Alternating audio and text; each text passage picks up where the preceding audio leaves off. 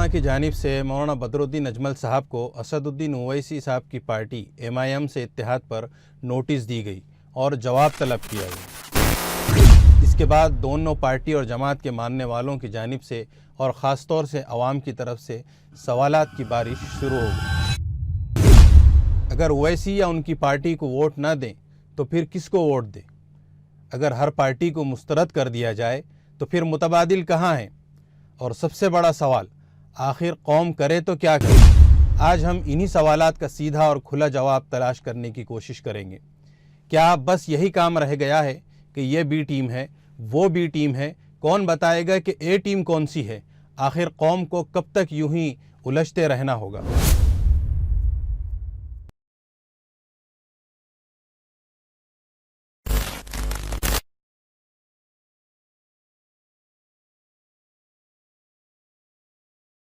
नाज़रीन अस्सलामु अलैकुम, आदाब। आज के ख़ास प्रोग्राम तबसरा में मैं आपका मेज़बान ज़ियाउर रहमान महफूज़ फ़ारूक़ी।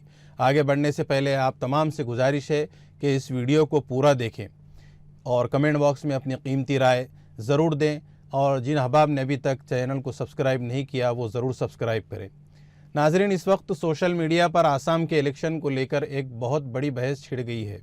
मौलाना बदरुद्दीन अजमल साहब और असदुद्दीन ओवैसी साहब के इत्तेहाद पर जमीयतुल उलमा हिंद ने अपने लेटर हेड पर एक नोटिस निकाली। उस नोटिस का मंजर आम पर आना था कि एक दूसरे के हामियों के दरमियान बहस मुबाहिसा शुरू हो गया है। हालांकि देखा जाए तो चाहे मौलाना महमूद मदनी साहब हो, मौलाना बदरुद्दीन अजमल साहब हो या फिर असदुद्दीन ओवैसी साहब, ये सभी मुसलमानों का, कौम का और इस मुल्क का बहुत बड़ा असासा है। और इसमें जहाँ तक मौलाना बदरुद्दीन अजमल साहब और असदुद्दीन ओवैसी साहब का इत्तेहाद की बात है तो वो कोई बुरी बात नहीं। अलबत्ता उस इत्तेहाद पर जो ठीकावार जमीयतुल उलमा की जानिब से सामने आया है उसने अवाम व ख़वास में बहस व मुबाहिसा छेड़ दिया है और अवामी हलक़ों में इस पर कई सवालात हो रहे हैं।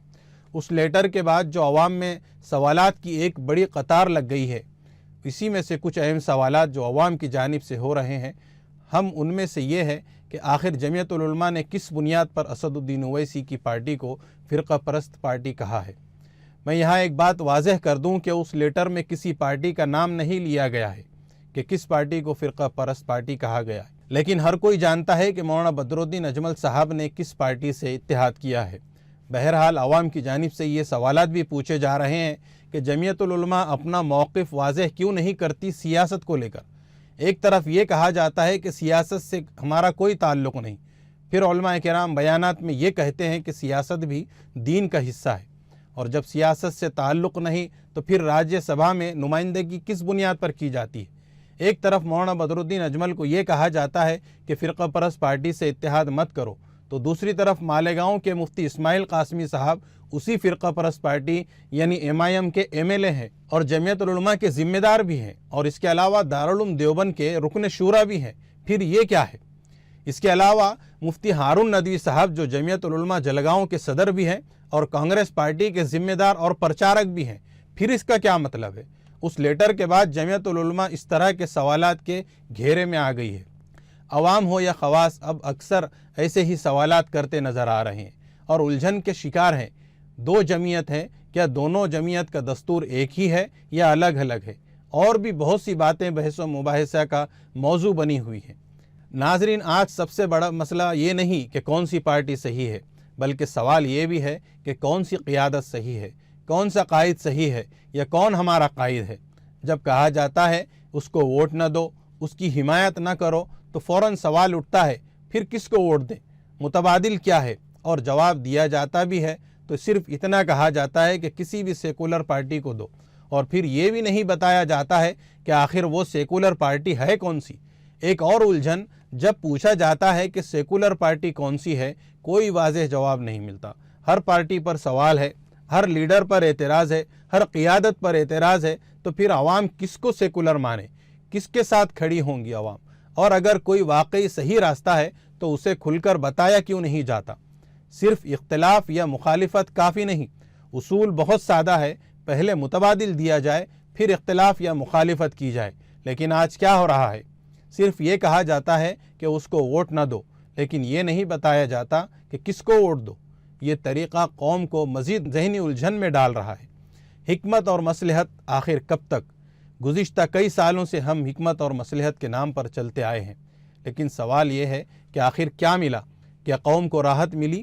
کیا کوئی مضبوط سیاسی قیادت ملی؟ کیا کوئی واضح راستہ سامنے آیا؟ کیا مسلمانوں پر ظلم ختم ہوا؟ اگر جواب نہیں ہے تو پھر سوچنا ہوگا، اور آخر سوچنا بھی تو کب تک؟ آج عوام بدل رہی ہے، وہ سوالات کر رہی ہے، ہمیں صرف روکنا کیوں؟ ہمیں راستہ کیوں نہیں دکھایا جاتا؟ اگر سیاسی پارٹیاں پوری سیکولر نہیں ہیں تو پھر اپنی سیاسی پارٹی کیوں نہیں بنائی جاتی؟ اگر اویسی اور ان کی پارٹی کو سپورٹ نہ کریں اور پارلیمنٹ میں نہ جانے دیں تو پھر ان کی جگہ کون ہے جو پارلیمنٹ میں مسلمانوں کی نمائندگی کرے گا؟ کون مسلم لیڈر اور قائد ہے جو آنکھ میں آنکھ ڈال کر مسلمانوں کی آواز اٹھاتا ہے؟ یہاں تک کہا جا رہا ہے کہ چلو مان لو اسد اویسی کو ہرا دیں گے، اب پارلیمنٹ میں اویسی بھی نہیں ہے تو پھر اس کے بعد کیا؟ لوگ اب کھل کر کہہ رہے ہیں ہمیں واضح رہنمائی چاہیے، ہمیں قیادت چاہیے۔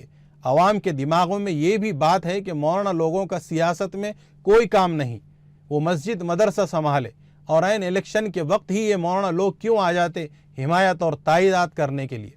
یہ سب عوام کے سوالات ہیں جو کہیں نہ کہیں اب خواص کے طبقے میں بھی ہو رہے ہیں، اس پر غور کرنے کی ضرورت ہے۔ ایک اور بڑی غلط فہمی کہ سیاست کا دین سے کوئی تعلق نہیں، جبکہ حقیقت یہ ہے کہ سیاست بھی دین کا حصہ ہے، رہنمائی دین کی ذمہ داری ہے۔ اگر دین کو سیاست سے الگ کر دیا جائے تو کیا باقی رہ جاتا ہے؟ جدا ہو دین سیاست سے تو رہ جاتی ہے چنگیزی۔